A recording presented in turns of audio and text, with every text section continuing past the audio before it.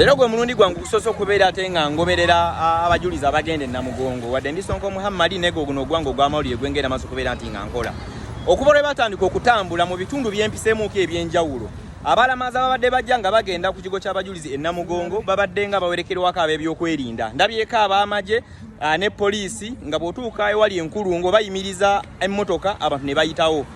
tebagadde bantu nnyo babeere nga bafuna buzibu saaba amagye babadde nga babeeranga basatu ku bana mulimu abakulembera mu maaso mu makatikati n'abajja bavaako emabega okulaba nti abajja abantu abajja okuba nga balamaga tebafuna buzibu bwonna ng'abantu ababbi mu kkubo obubenje obufaanaganako ng'obwo era bw'otunuulira emyaka egiwedde emabega n'omulundi guno gw'okulamaga abantu abazze nga bafuna akisidenti ez'oku nguudo babadde batinitini n'abantu disipulini ebadde y'amaanyi okuba nti bawa abajulizi abagenda okubeera nti bagenda Namugongo kulamaga ekitiibwa so nagati nako mbeera ate nga nkabawa mubeere nako nga mukamanya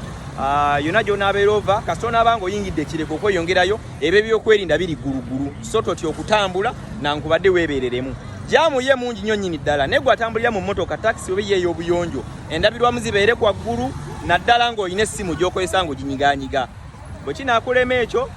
era ku mukono tekubula musiwuufu n'abanyakula amasimu nabo mwebali mu bitundu bino especially bulwosanga bridge ekonnekitinga ku ya Northern Bypass waliwo abaana ababba amasimu ne bayitamu ne bakirira wansi nankubadde nga byebyokwerinda weebali okulaba nga abatangira naye nakyo oyinza okuba nga nakyateyo ng'okitunuulira kale Sonko